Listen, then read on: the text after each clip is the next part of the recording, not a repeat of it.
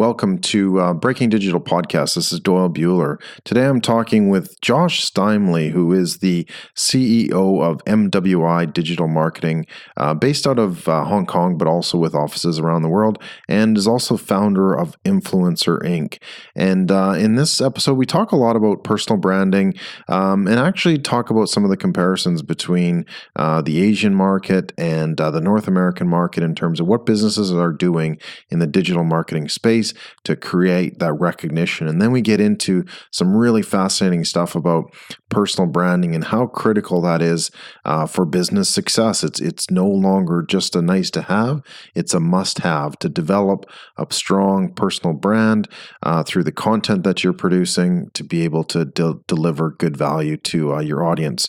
And that's how businesses are grown and scale.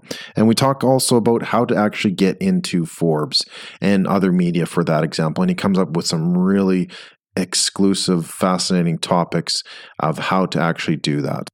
So we've got that and many, many more ideas from Josh as we delve into digital marketing strategies and personal branding. Overwhelmed with online or just wanting to learn more about how you can build a successful business amidst all of the self-appointed gurus, big buzzwords and empty promises? The Breaking Digital Podcast by Doyle Bueller tells you exactly what smart entrepreneurs need to know to escape the clutter, get clear of the confusion, and pass the bullshit of building and growing a successful business online. It's about digital leadership and delivering the best value for your business online to your audience. Now, here's your host and author of the book on digital leadership and online marketing, The Digital Delusion, Doyle Bueller. All right, so welcome to Breaking Digital. This is Doyle Bueller. Today I'm with Josh Steimle, who is the CEO of MWI Digital Marketing Agency, as well as the founder of Influencer Inc., which is a pretty cool name, and we're going to get into that in detail. Welcome, Josh. Glad to be here, Doyle. Yeah, cool. Thanks for joining us. How are things today for you?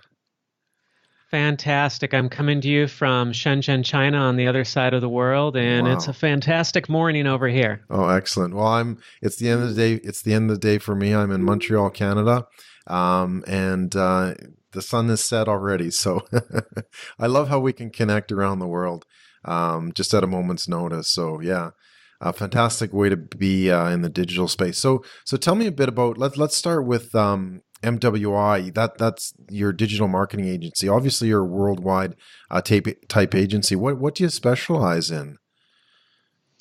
MWI is a full-service digital marketing agency, and the problem we solve for our clients is we help them sell a lot of stuff. So clients come to us and they say, hey, we need to sell more stuff. We need to move product. And we help them generate leads or we help them sell stuff. So we work with e-commerce websites. We work with dentists, orthodontists, lawyers, all types of businesses, self-storage, all sorts of things. And we help them with search engine optimization, websites, paid search, content marketing, digital PR, just a slew of stuff. But the thing that ties it all together is everybody wants to sell stuff, and we help them sell stuff. Good. That's a good way of putting it. I like to sell stuff too. Yeah, and so you have offices, like you're in Hong Kong right now, like as well as you're in Australia a fair bit, or because I think that's how we initially connected. We've got clients all over the place. We have clients in Australia, Singapore, but we have offices right now, physical offices in Hong Kong, the US, China, and the UK as of last month. Yeah. Okay. Cool. And so have you been growing, kind of staying the same? What's the current business situation like? It's been growing quite a bit. We started in 1999. And had a lot of ups and downs over the years. And really the last 3 years is when it's really exploded and taken off, and we've gone international, and it's been a really wild ride of growth and expansion and learning how to manage a global company rather than an agency that was just in one part of the U.S. Right. And what are you kind of finding is working, or where have we sort of transitioned from to, and where do you think we're going with sort of digital type marketing? What do you find a lot of clients are asking for and doing? The interesting thing about Asia is that in some ways it's really behind. It's about 10 years behind North America, I would say. Yeah. And so a lot of the education that we were doing with clients in the US 10 years ago is that those are the same conversations we're having with people today in Asia. There's a lot of education around just basic brand building and how websites work and how SEO works and why you need to do SEO and paid search and not just put all your money into paid search. So we have a lot of these conversations with clients over here, but they're catching up fast and they really adapt quickly. So I think it won't take them 10 years to catch up to North America, but right now they're kind of behind, which is great for us because it's like going back in time and knowing where things are going. We know where the market's going. Yeah. The other great thing is we just don't have much competition over here. So whereas I started my business in Utah, and Utah's this small state, less than 2 million people, and I probably have 400 SEO firms I'm competing against in Utah alone. Wow. Whereas in all of Hong Kong, which has 7 million people, we have maybe 4 or 5 competitors, and that's it. And then I'm in Shenzhen, China, which is a city of 20 million people, and we kind of have 2 competitors, but not really. Okay. So it's just this open playing field for us and just so much opportunity and so much scale. So it's been great for the business for us to be over here in Asia. Oh, that's fantastic. So why do you think there is that sort of that time lag then? Are businesses themselves kind of lagging, or is it just that, say, the North American marketplace is just a lot more aggressive and pushing things forward? North America is just ahead generally in business. Countries go through different stages. So it was 20, 30 years ago, Japan was where 30, 40 years ago, Japan was where a lot of manufacturing was. It was cars and radios and TVs and everything. Well, Japan doesn't really make TVs and radios anymore. The work all went to Taiwan, and then it went to China. And now it's moving to Vietnam and Bangladesh. It's just going down to the less expensive countries as their ability to manufacture comes up.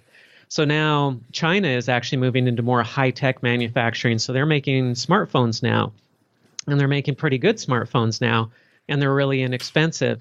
So every country just kind of moves through these stages. Well, China and a lot of Asia is in this interesting place where they've figured out, hey, we've been making products for all these North American companies for all these years.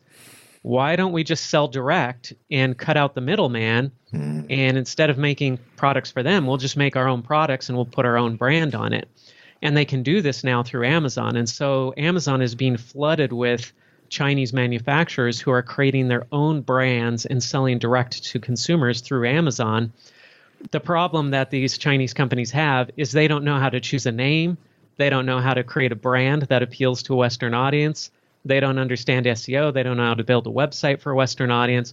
And that's where we come in, is we say, hey, we can help you with all of that. And it's great. So it's just a natural progression of where this region is and where these countries are at in that life cycle of business that's providing this opportunity. They didn't do this 10 years ago because they were just making products for other people and they weren't making their own brands at that point. So they finally decided, sort of lifted their head up from the factory floor and said, hey, we can actually do this. Instead of just supplier, we can actually be provider. Yeah, and it's really the technology that's made it possible. I mean, it's the internet, it's Amazon, it's these platforms that has made it possible for them to do this. Yeah, fantastic. Cool. And so where are things headed then in sort of the traditional digital marketing space in the region? It's so right now, everybody invests heavily in paid search. So everybody likes paid search because it's instant results. It's understandable. I pay money. I get an ad. That's very easy for a client to understand how that works. We come in with search engine optimization and we say, yeah, so this SEO stuff, you have to do the right things for the search engines, and it's going to take time. You can expect 6 to 12 months to see results. It's a long-term investment. No, you cannot be number one for every keyword that you want, no matter how much money you spend. You have to work within the limits of the search engine. And clients don't like that. They like immediate results. They want results tomorrow. They want sales. And with a lot of Chinese companies, they've got the money. They've got the money to do anything they want. So they'll say, hey, I'll pour $300,000 a month into paid search, and I'll just buy all the keywords that I want. And I don't care if somebody else is pouring money into it. I'll just jack up that price, and I'll pay top bidding There's a saying over here in China, which is it translates to burn money to gain market share. Wow. And that's what they do, is they will burn money in order to wipe out the competition. And that's how they play.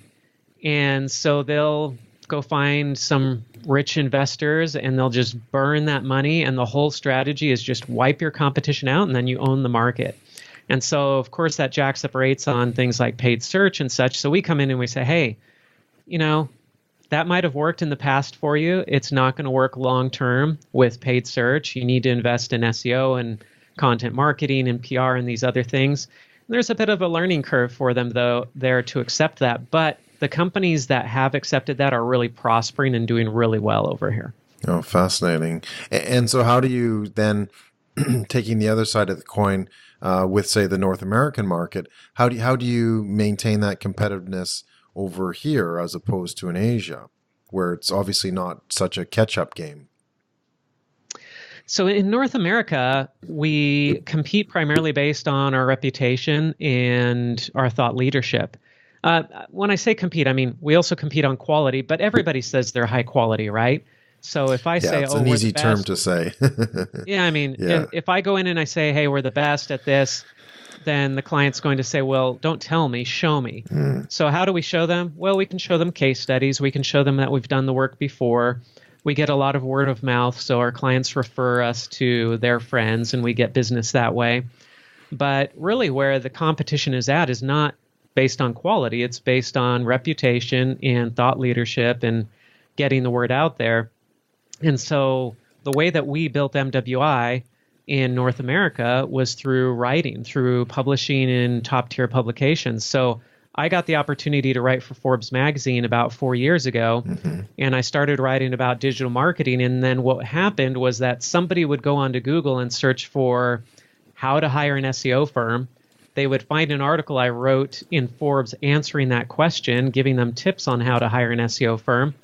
And then they'd read through that and say, hey, we like what this guy is saying. He's in Forbes, so he must be trustworthy and know what he's doing. And he runs an agency. Why don't we just hire this guy? And that's where we started getting a lot of lead flows from publications where I was writing about digital marketing and giving away our secrets, giving away tips.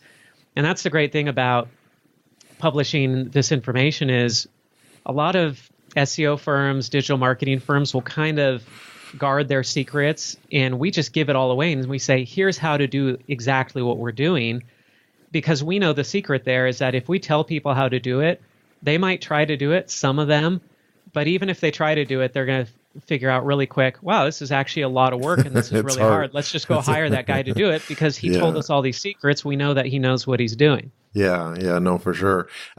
Which brings up another point though, like, is the market too flooded with all this good, valuable content? And if so, how do you start to stand out to say, hey, this is better content or more useful or more helpful than some of the other stuff that's out there? Because it seems like everybody's just sort of dumping stuff out into the webosphere, and it's quite cluttered. Do you agree? There is a lot of content out there. It is cluttered, and yet companies still find ways to stand out and get their content heard. Really what happens is you have to go for more quality and you have to find new channels to go through. So one way to stand out is so long form content is really long content, short form content is short. And a lot of people will say, people have shorter attention spans today, so you need to do short form content, really quick blog posts, little tidbits here and there. And I think that's true, that people do like short content when they're in a rush and they want to just get a quick tip. But at the same time, people love long form content when it's high quality content. What people hate is they hate a long piece that doesn't really give very good value, because that just wastes their time. They don't like short content when it doesn't give value either. So I love to write long form content that goes really in depth and gives lots of tips and really walks people through exactly how to do digital marketing. I like screenshots. I like showing them, hey, this is where I clicked and I did this, and then I went here and I did this. And if you go through these 10 steps, then you're going to get these results.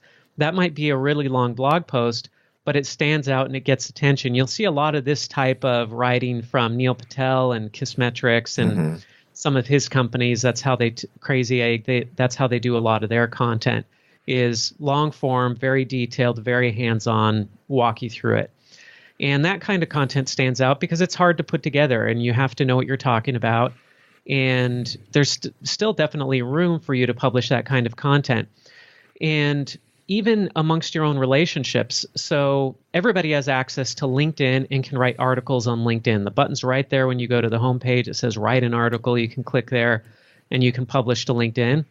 That goes, whenever you publish on LinkedIn, that gets published to everybody who's connected to you. So if you're connected to a lot of people on LinkedIn, all those people who are online are going to see what you post, and you can get some great exposure that way. Quora is another great place that anybody can get exposure on. You can start answering questions on Quora, and it can drive an insane amount of traffic there. You don't have to be a famous person. You don't already have to be known.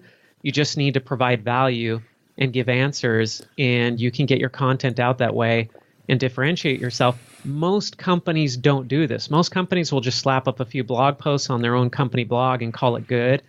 And sure, that's great. You should do that. But there's so much more that you can be doing through Quora, through LinkedIn. And that's not even taking into account going after the top tier publications, which aren't that hard to get into, honestly. Right. So that kind of ties in with, correct me if I'm wrong, but sort of your Influencer Inc. type, your new organization where you're kind of helping people develop that personal brand to be able to sort of stand out from the clutter? Right, because I wrote, over the past 4 or 5 years, I've written about 300 articles for Forbes, Mashable, TechCrunch, all these different publications. And that built up my personal brand as an expert on digital marketing and marketing generally. I also wrote a book called Chief Marketing Officers at Work, which established me as an expert amongst CMOs and gives me credibility with high-level marketing people. And that's the type of personal brand building that sets you apart from the competition. So when somebody comes to our agency and they see, oh, here's an agency that has appeared in all these publications and their CEO has this book and their CEO is speaking at events and he's out there as an expert, then they go to our competitor's website and it's just a website that says we're really good at high quality SEO. Which one are they going to pick? They're going to pick the one that has the recognizable expert on their team who's out there publishing articles, speaking, writing books, because that makes them feel safer. That makes them feel like they're getting higher quality work. It's showing them the quality rather than just telling them that the quality is there. Okay. So what are some of the strategies then that experts and thought leaders who are kind of perhaps still stuck in kind of trying to get that traction, but what some of the strategies that you would recommend to helping them grow their influence and grow their business development through personal branding? There are a few steps on this journey, and the first thing that any aspiring influencer needs to take into account is to say, what's my goal? What do I want to accomplish with this? And really be specific about that. For somebody who runs an agency, they want to generate leads for their agency. They want to pick up clients. So they need to have that as their goal to say, I want to generate leads and I want to generate what kind of leads from which kind of clients. And so identifying your audience, who your real audience is, because I run an SEO agency, but we don't work with every type of company out there. We work with certain types of companies. And I want to generate leads from that audience, not the other audience that isn't really my target audience. And then I look at the area that I want to have expertise in. How do I want to position myself as an expert? Am I an SEO expert, paid search, content marketing, digital PR, or am I a generalist? Well, if you're a generalist, that doesn't mean that you really cover everything. It means you kind of cover nothing because you're not being really specific. And it's hard to be a generalist unless you're already super famous or you do a lot of work over a long period of time. It's much easier to zoom in and say, I'm going to be a specialist on this really niche area, and I'm going to focus on that niche, and I'm just going to own that niche. Yeah. So for me, the way I've positioned myself is that I'm an expert on the CMO role. I really understand CMOs well because I've interviewed a bunch of them. I've written this book. I've written articles about the CMO role. I research this, and this is where I spend a lot of my time. I'm not really an SEO expert. I'm not a paid search expert. I know a lot about those things, but I don't know nearly as much as Rand Fishkin about paid search or about SEO. I don't know nearly as much about content marketing as Joe Polizzi. I'm never going to be able to compete against those guys on their own space, but I can be the expert guy on influence and digital PR, and with a focus on the CMO. That gives me a real tight focus where I can say I'm the expert in this area. How did you decide on sort of looking at CMOs as your niche? So the way that came about was we had a big deal that we lost because of a CMO. So we were bidding on a job in Hong Kong, and we had it all ready to sign. We walked in with the contract ready to get it signed by the marketing department. And we went into this meeting, and there was a new face in the meeting, and she introduced herself and said, "Hey, I'm Hope Frank. I'm the new CMO here. And I just got here yesterday. And I have no idea who you are." I don't know who you are, and we're not signing anything. Oh, goodness. And we walked out of there, and I thought, oh, man, I can't believe we just lost that deal. We should have showed up here a week earlier for this meeting. Then it would have already been signed and done, and we would have been working. Oh, wow. And I walked out of that meeting, and then we got together as an agency, and we said, all right, well, who's our buyer persona? Who do we sell to? Who makes decisions? And I said, well, we just got a deal squashed by a CMO. Maybe we should learn more about the CMO role and position ourselves as people who understand the CMO. And so that's when I decided to write this book about CMOs and really dive into that, because we knew that if we understood the CMOs and we were recognized as CMO experts, that then when we go in to bid on a job and the CMO comes in, we can hand them my book and say, oh, here's our book that our CEO wrote, and he's an expert on CMOs, and he interviewed all these famous CMOs, and we really understand what it's like to be in your shoes, and we're here to help you and help you make your job easier. And then we come across as more credible that way. So that's how we started down that road. Oh, fantastic. Yeah. Well, that's good that it just sort of serendipitously appeared. But I think a lot of businesses struggle with that, finding that niche to say, hey, this is who we want to target. Do you have any suggestions on how they can actually do that? Yeah, so there's a great book out there called Lean Startup by Eric Ries. And now that's about startups, but he says the way that you start a lean startup is you start with tiny ideas that you test out that are very inexpensive and fast, these tests, and then you stick with what works and you keep moving forward that way. And the same approach can be taken to content and thought leadership and becoming an influencer. So you start out with small tests that are very cheap and inexpensive to run. The opposite of a small test would be, let's put together a video studio and invest a bunch of money in all this high-end equipment and create a content calendar, and let's schedule out 50 pieces, and we're going to record all this video, and then we're going to stick it out there on YouTube, because you could spend a year doing that, and who knows how much money, and then you put all that content out there and it just flops. You don't want to do that. So instead, you say, let's go on LinkedIn where it's free, and I'm going to write a 500-word blog post, which anybody should be able to do it in about an hour, and it's going to be on this topic, and let's see how people respond. And that's a really quick, cheap test. You do that, and you keep writing content, and you keep testing out content, and you see what people are interested in, what they respond to. You go on Quora, and you look at the questions that people are asking. What are people asking about digital marketing on Quora? What questions are the most popular? Which questions get the most answers? Which questions get the most attention? And then you've got some hints as to what people are interested in. And as you experiment with your content and you get a feel for what people are asking about, then you start to say, you know what? I could be the expert in this area. I can be the guy who answers questions about this one aspect of digital marketing. And maybe you've got a realistic opportunity to focus on that and own that niche, or own enough of that niche that it's works for your business. Yeah, no, that's cool. Just, getting out there and making sure that it works. Keeping in mind that at some point you could pull the plug too. Yep. But getting back to what we were talking about earlier in terms of, a strategy for building influence. You've gone through one step, maybe a little bit more about goals. What can sort of continue along that path? It's defining your goal, first of all. What do you want to get out of this? It's deciding who your audience is and who you're targeting. For me, it was CMOs. For whoever's listening, it might be a different audience.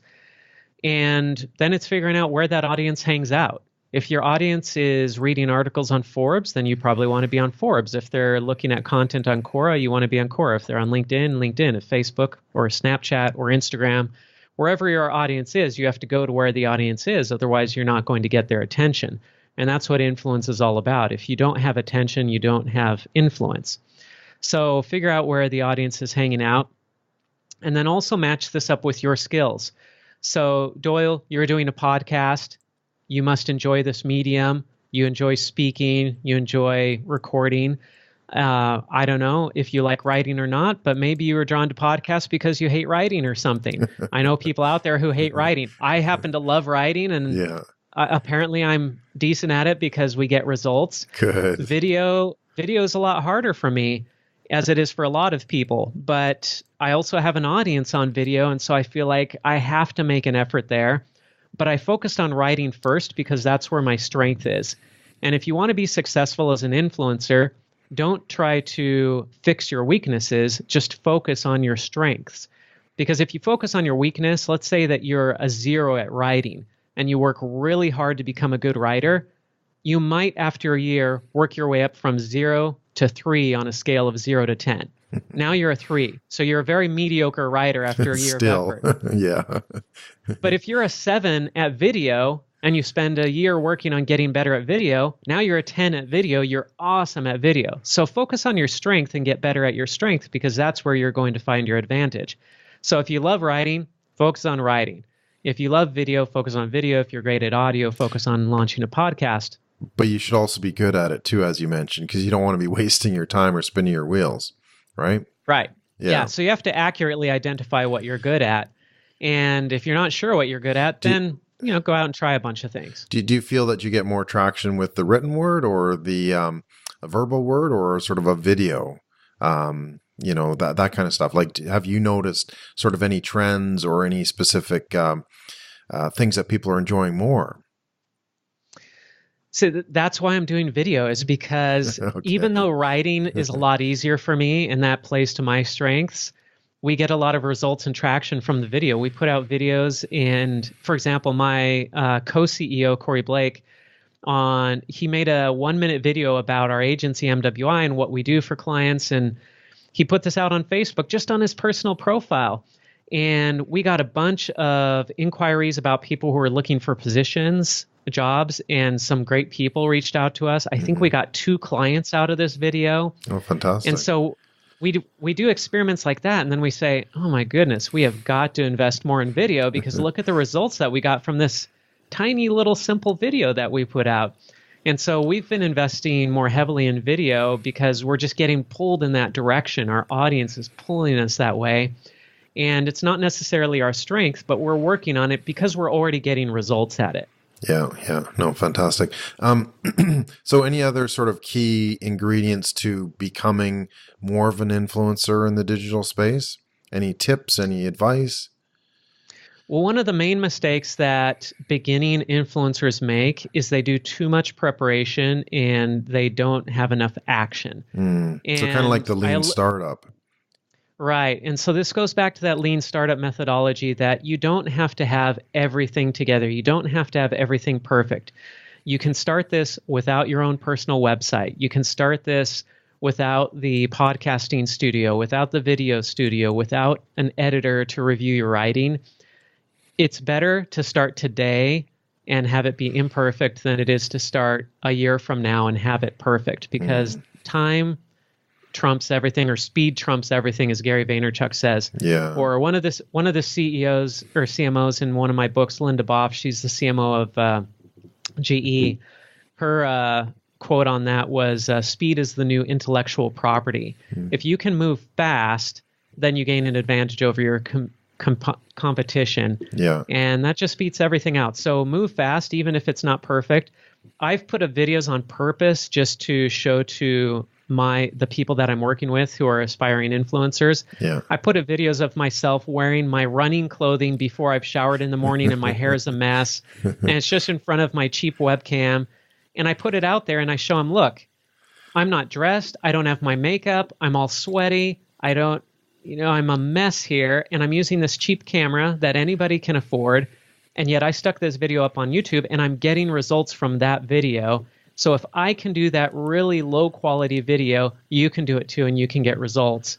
And that's what I would encourage any aspiring influencer to do, is just put stuff out there and test it out and start today. Yeah, prolific beats perfect. And that's a fascinating example that I think we kind of get sort of maybe even overwhelmed or scared or fearful that, if we put something out there that we may not have, our hair in the right place or, that sort of thing, that we think that nobody's going to like it. But if you look at what you watch, like what I watch and what everybody watches, they'll just watch it, right? Because it's interesting.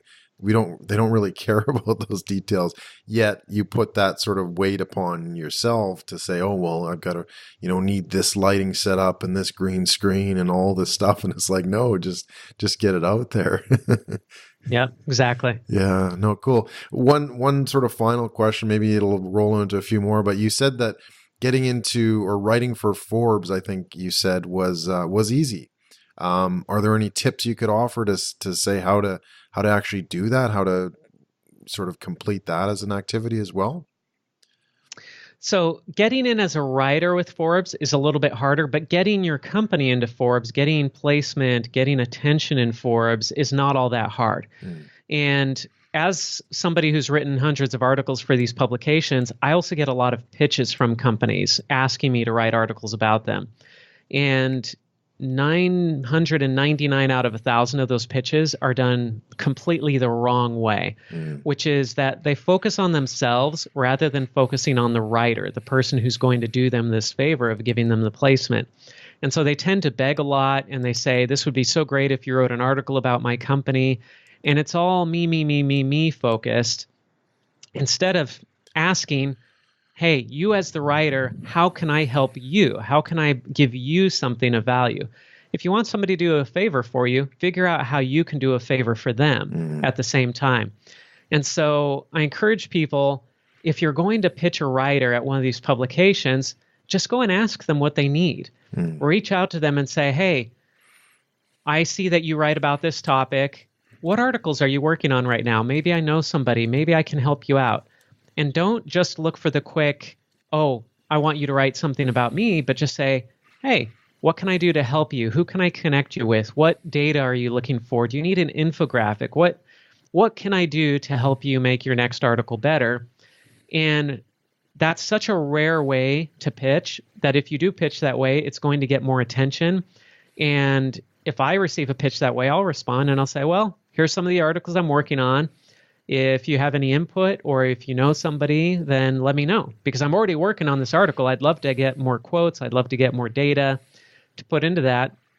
But instead, if you reach out to the writer and you just say, hey, please write about me, you don't even know if they really write about what you do. You don't know if they're interested. You don't know if they're busy, if they've already got 50 articles they're working on. So just reach out to these writers, ask them what they're working on, and then offer to help. That way you'll start developing a relationship. And this business is all about relationships. It's all about who you know. I can reach out to any one of 50 people right now and get an article placed in almost any top tier publication because I've spent the time to get to know these people and develop a relationship with them. And so they trust me that when I come and send them an article, they know that I'm going to send them something that's high quality, that's not junk, that isn't just self-promotional stuff. They know that they're going to get something that they can take and turn around pretty quick and turn into an article that they're proud of. Oh, that's cool. That's excellent advice and a great way to finish. So thank you so much, Josh. Really appreciate your time and your insights and your advice as well in some really cool and fascinating subjects about personal branding and business development and that sort of thing. How can we get in touch with you in the digital space, Josh? My agency is mwi.com, and then my personal website is joshsteimle.com. Steimle spelled Steimle. Okay, perfect. All right. Well, once again, thank you so much. And we will have the notes ready and the podcast coming out shortly. So thank you, Josh, and we'll talk soon. Thank you very much for listening to Breaking Digital, the podcast for smart entrepreneurs wanting to become true digital leaders in their industry and to own online. If you have any comments on the program, please feel free to connect on Twitter @DoyleBuehler with the hashtag #OwnOnline. I would really appreciate it if you could share this podcast with your network, as I'm sure they will get some value from it for building their successful business online as well. You can find the resources that we talked about, as well as the transcript and full podcast for download on thedigitaldelusion.com/podcast or on iTunes or on SoundCloud. I'm Doyle Buehler, and I will see you online. Thank you for listening to Breaking Digital with Doyle Buehler. While he goes and makes a sandwich, you can find all of the notes, links, and details on this podcast by visiting thedigitaldelusion.com/podcast. Go on and click that now. www.thedigitaldelusion.com/podcast. I'll definitely click that. If you'd like a free copy of the book, The Digital Delusion, How to Overcome the Misguidance and Misinformation Online, just send an email to doyle@thedigitaldelusion.com. See you online.